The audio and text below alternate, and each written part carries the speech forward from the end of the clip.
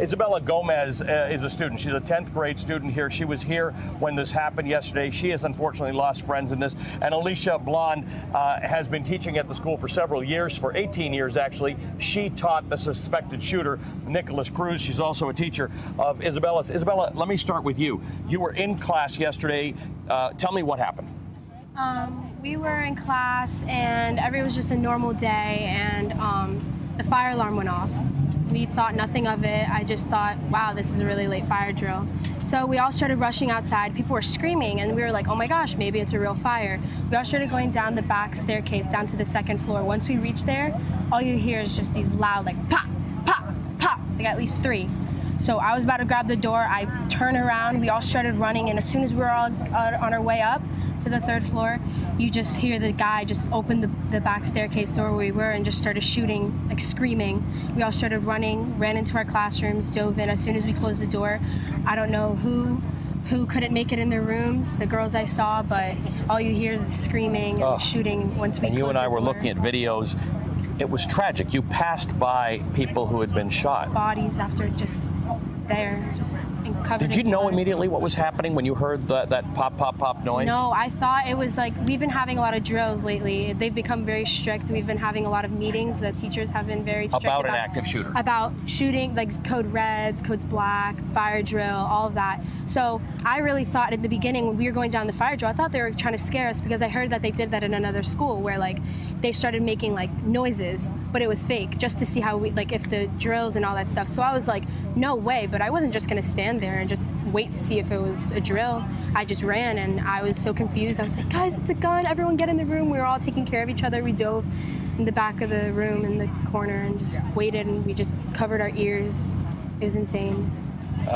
Alicia, there was a conflict because there was an active shooter warning that went out and then a fire drill, and those two things would cause you to behave differently with your students about locking doors and evacuating versus staying in place. Absolutely. What happened first was there was the fire alarm went off, which was a little bit odd because we had a drill earlier on in the day. So I thought it was a little bit odd. It was also about 2:15 in the afternoon, which, you know, almost the last half hour of school for the drill to go off again. We were already outside. It was my planning period, so I didn't have kids in the room with me, but I evacuated from my room and went out to the front of the school, which is our zone where we're supposed to go. And then one of the administrators came out screaming, you know, code red, everyone get inside, get inside. You know, one of the PE coaches also screaming loudly, and we all just started running. I grabbed as many kids as I could. You know, the kids didn't really know where to go, and so I just corralled them, as many as I could, myself and some of the other Spanish teachers that were with me, because that's sort of our zone, and we corralled them into the auditorium. I guess we had maybe, I would say, somewhere around 250 kids in there, and maybe about 9 or 10 teachers and a couple of guidance counselors. The guidance counselors were wonderful in there. You know, the school staff did a yeoman's job of trying to get these kids to safety as much as they could, you know, with the information that they had. I guess from my understanding, the fire alarm went off because once he started shooting, the smoke set off the fire alarm, but he was already in the building. You know, I guess the most frightening part was that, you know, they asked us to get down into the auditorium, and what was most frightening for me was watching these kids, you know, texting their parents, telling their parents that they love them, you know, crying, trying to comfort them, and at the same time, you know, trying to figure out how to stay alive. Fearing for myself, and, you know, thinking about my own kids, and you know, it was a horrific scene. And you know, Douglas, like I said, I've been at Douglas for 18 years. It's such a fabulous school. We're positive, we're passionate, and we're proud to be Eagles. That's our motto. And we have such fabulous kids, you know, kids that are there to learn, to educate themselves. We have such talented students. We have, you know, an award-winning band. We have, you know, kids that win National Science Awards. We have kids that go on to Ivy League schools. I mean, Douglas is a wonderful school. And for these kids who are there at the last half hour of school to get an education, and for this to happen, it's just, it's just so unfair, and it's just so wrong, and we need to do something. Well, the president, we need to do something as a society. The president said, Isabella, we are here for you, whatever you need, whatever we can do to ease your pain. What do you think of the president's comments?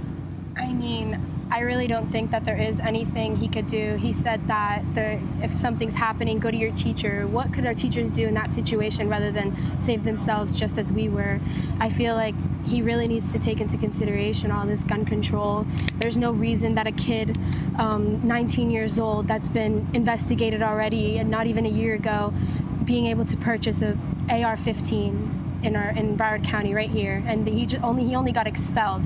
They didn't even like put him into a hospital, nothing for like a mental health, nothing. Like something needs to be taken care of. I don't know. Alicia, you taught this man. Yes, I did. Nicholas Cruz, probably about 4 years ago, so he would have been. He was a sophomore. 10th grade, probably. Yes. What do you know of him? I remember him being a very quiet student. He has a Hispanic background. I remember that he didn't really like to speak Spanish too much. I think there was some pride issue there. He didn't feel comfortable in his own skin, in his own culture.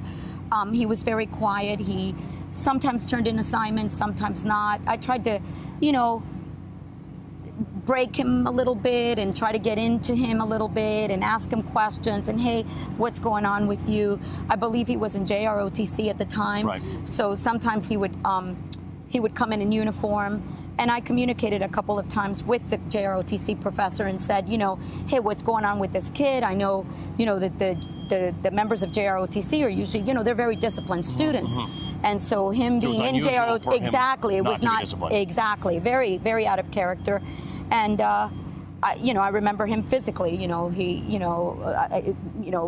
Small in stature. A nice-looking kid, but very quiet.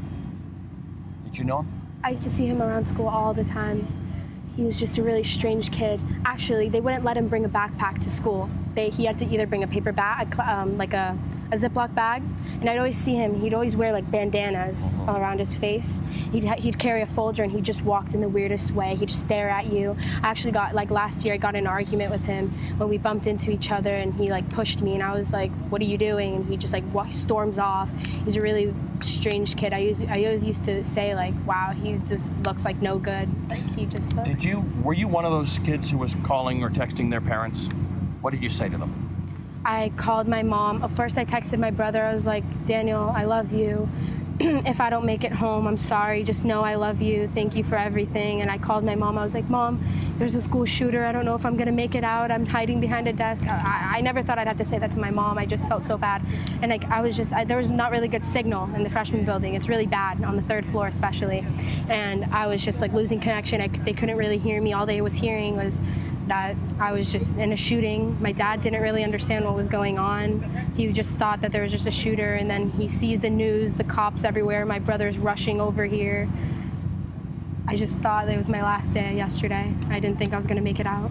That is a thought no student should have to have in their school, and it's a text and a phone call that no parent should have to receive. Yeah. I'm sorry for what you've been through, but thank you for sharing your views and telling us about what you saw happen to both of you. Alicia Blonde is a longtime teacher here at the school, and Isabella Gomez is a student here. Hey there, I'm Chris Hayes from MSNBC. Thanks for watching MSNBC on YouTube. If you want to keep up to date with the videos we're putting out, you can click subscribe just below me, or click over on this list to see lots of other great videos.